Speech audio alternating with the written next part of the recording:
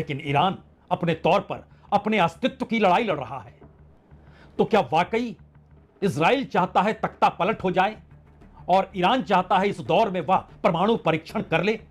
या तो ईरान के सुप्रीम लीडर अयतुल्ला अली खामेनेई की सत्ता बचेगी या फिर इजराइल के प्रधानमंत्री बेंजामिन नेतान्याहू की सत्ता डामाडोल हो जाएगी। इस युद्ध के बीच में या तो ईरान परमाणु परीक्षण कर लेगा या फिर परमाणु परीक्षण की दिशा में बढ़ते कदम को रोकने के लिए अमेरिका ईरान को नेस्तनाबूद करने की दिशा में कदम उठा लेगा, जो इजराइल चाहता है। जापान ने आलोचना की है जिस तरीके से अटैक किया गया। जिन देशों के रिश्ते राजनयिक तौर पर इजराइल के साथ नहीं है, उनकी भी एक बड़ी लंबी कतार है और वो सभी इजराइल के इस हमले का विरोध कर रहे हैं। जिनके राजनयिक रिश्ते हैं वह इन रिश्तों को संभालते हुए एक संयम वाली कूटनीति को अपनाने की दिशा में लगातार अपने आप को दिखा रहे हैं। यह सवाल हर रात के बाद अगली सुबह इसलिए बड़ा होते चला जा रहा है क्योंकि तेहरान कब जल उठेगा कोई नहीं जानता, तेल अवीव कब पूरी तरीके से ध्वस्त हो जाएगा कोई नहीं जानता। हथियारों की होड़ में ईरान पीछे नहीं है, लेकिन इजराइल के पीछे अगर अमेरिका खड़ा है तो फिर मिडिल ईस्ट के भीतर जो भी सैन्य अड्डे अमेरिका के हैं, अगर उन पर हमला हो गया तो क्या होगा?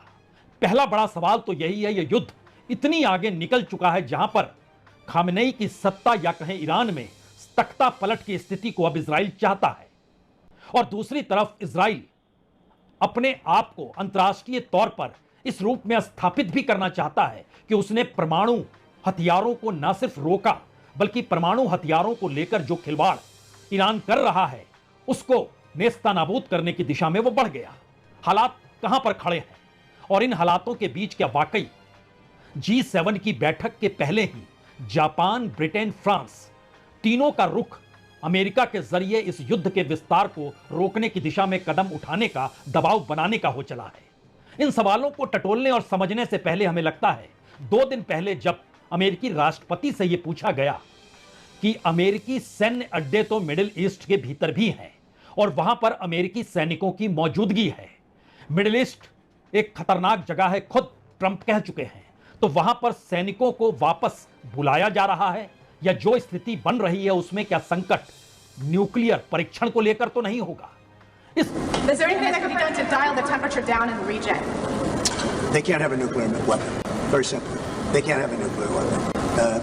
We're not going to allow that. कुछ अमेरिकी सैनिकों को मिडिल ईस्ट में सैन्य ठिकानों पर रखना या फिर कुछ सैनिकों को वापस बुला लेना। दरअसल यह संकेत बहुत साफ है कि पश्चिम एशिया में अमेरिकी ठिकानों पर ईरान हमला कर सकता है।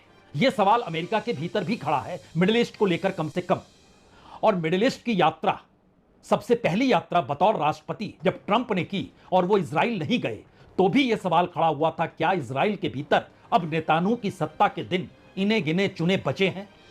और अमेरिका या अमेरिकी राष्ट्रपति जिस तरीके से व्यापार की दिशा में आगे समूची दुनिया को बढ़ा रहे हैं और मिडिल ईस्ट के भीतर भी उन देशों में जा रहे हैं जहां एक वक्त उन देशों के खिलाफ अमेरिका खड़ा था, वहां पर रहने वाले आतंकवादी संगठनों को निशाने पर ले रहा था।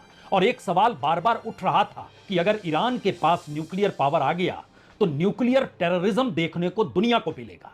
और इसी बात का जिक्र इजराइल करता है और इजराइल जब जब ईरान पर हमले का जिक्र करते हुए न्यूक्लियर हथियारों का जिक्र करता है तो उसमें वह सामने अमेरिका को खड़ा कर देता है। लेकिन ईरान के भीतर की स्थिति यह है कि उसके पास तकरीबन 400 केजी या कहें लगभग 60% इनरिच यूरेनियम होने का एक अनुमान है और 10 से ज्यादा 10 और 20 के बीच परमाणु बम बनाने की क्षमता भी है उसके पास। यह दुनिया मान रही है, जान रही है, अमेरिका भी समझ रहा है, इजराइल भी समझ रहा है और उसको नष्ट अगर नहीं किया गया तो इजराइल को लगता है कि उसके अस्तित्व पर खतरा होगा। और हथियार के स्तर पर यूरेनियम बनाने से वो चंद कदम दूर है और अगर परमाणु हथियारों से ईरान लैस हो गया तो फिर इजराइल और दुनिया के अस्तित्व पर खतरा होगा। यह मैसेज लगातार है। यानी सत्ता परिवर्तन एक सबसे बड़ा मकसद इस युद्ध के बीच में अगर अटका हुआ है तो सत्ता पर बैठे हुए ईरान के सुप्रीम लीडर क्या इस दौर में इस बात की इजाजत दे देंगे कि परमाणु परीक्षण कर लिया जाए? क्योंकि इससे पहले भी जो सैंक्शंस ईरान पर लगे वो बरसों बरस तक रहे, बावजूद इसके ईरान की इकोनॉमी ने ईरान को जिंदा रखा।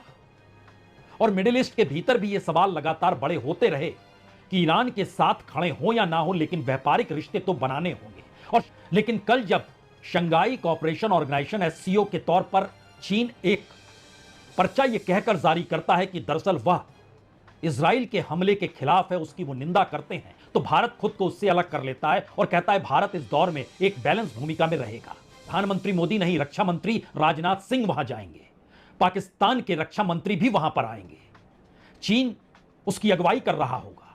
यह मैसेज है दरअसल इस पूरे पश्चिम और साउथ ईस्ट एशिया को लेकर, जहां पर युद्ध की परिस्थितियों ने एक लिहाज से ईरान परमाणु परीक्षण करेगा या नहीं करेगा, या करेगा तो उसके बाद कौन सी स्थिति होगी, इस दिशा में कदम बढ़ा ही दिए हैं। क्योंकि इजराइल के कुछ परमाणु वैज्ञानिकों ने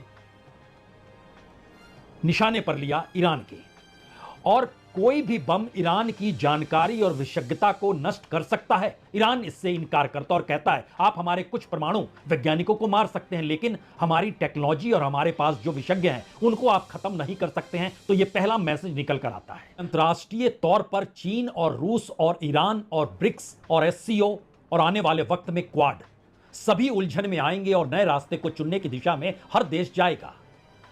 बीते 3 दिनों में लगभग 12 से 15% तक कच्चे तेल की कीमत अंतर्राष्ट्रीय बाजार में बढ़ चुकी है। जाहिर है डॉलर को लेकर भी दुनिया के तमाम खजानों पर असर पड़ रहा है, भारत पर भी पड़ेगा, पड़ना शुरू भी हो गया है।